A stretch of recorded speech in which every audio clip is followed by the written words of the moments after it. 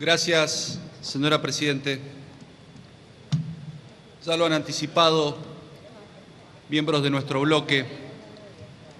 La Unión Cívica Radical va a acompañar este proyecto de actualización de las asignaciones universales por hijo. Ya desde hace mucho tiempo veníamos reclamando en cada uno de los espacios en donde nos tocaba estar la necesidad que fuera este Congreso de la Nación, la necesidad de que desde estas bancas se discutiera esta herramienta social que tiene una importancia gravitante fundamentalmente en la primera infancia en la República Argentina.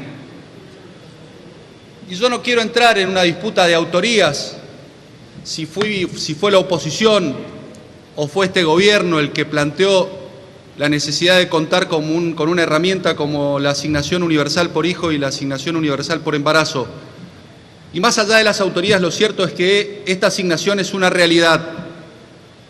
Y hoy el gobierno reconoce, a partir del ingreso de este proyecto, que la oposición tenía razón cuando decía que no bastaba un decreto de necesidad y urgencia, no bastaba. Déjeme hablar, diputado Kunkel, déjeme hablar. No bastaba con un decreto de necesidad y urgencia.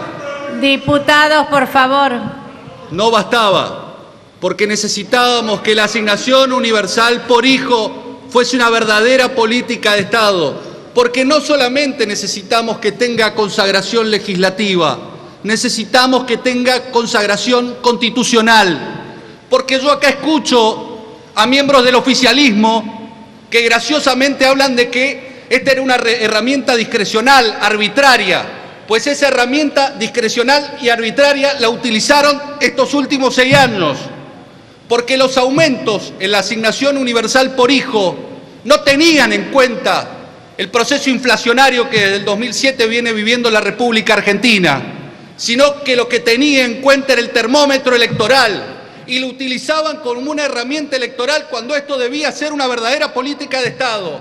Y estas son las cosas que decimos cuando defendemos la necesidad de tener una ley. Y también decimos, señora Presidenta, que era necesario que esta asignación universal por hijo reconociera las particularidades del territorio de la República Argentina, que reconociera el carácter federal de nuestro país. Por eso decíamos, no es lo mismo la realidad de los chicos del centro de la República Argentina que de los chicos del noroeste argentino o de los chicos del noreste argentino. Son distintas realidades.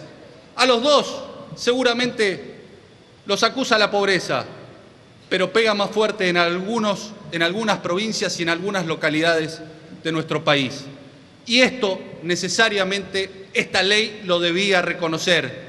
Por eso nosotros reclamábamos que más allá de reconocer la justicia de un incremento del beneficio a las provincias patagónicas, porque todos sabemos las vicisitudes, las distancias, las inclemencias del tiempo que tienen que sufrir aquellas personas que viven en el sur, pero también era necesario reconocer otras localidades que viven las mismas problemáticas. Me refiero particularmente a una localidad de mi provincia, Malargüe, que comparte con aquellas provincias del sur la misma realidad y que lamentablemente no se encuentra amparada en este incremento del 30%. Ni hablar de las provincias del NOA o del NEA, en donde claramente todas las estadísticas hablan y todos los indicadores hablan que la pobreza alcanza no menos del 30%, señora Presidenta. Y lo que está ocurriendo en el país, y lo que ha ocurrido en el país, es que se ha incrementado la pobreza. Y esto es lo que este gobierno no quiere reconocer. Pero no solamente se ha incrementado la pobreza, sino que lo que es más grave, señora Presidenta, se ha producido una infantilización de la pobreza. Fíjese que la UCA, que es una universidad prestigiosa en nuestro país, que realiza relevamientos y estadísticas que molestan al gobierno porque develan la realidad que las estadísticas oficiales no develan, da cuenta de que claramente son en los sectores más postergados, en aquellos sectores de más bajos ingresos, donde más chicos se encuentran, el 58%, mientras que en el 30% más rico de nuestro país se encuentra solamente por favor, el 10%. diputado. Entonces, para redondear, señora presidenta, celebramos que este Congreso trate la asignación universal, pero el verdadero desafío de este Congreso es generar condiciones para el crecimiento y puestos de trabajo, para que en definitiva sea a partir de los puestos de trabajo que nuestros hombres y mujeres recuperen la dignidad. Nada más, señor presidente.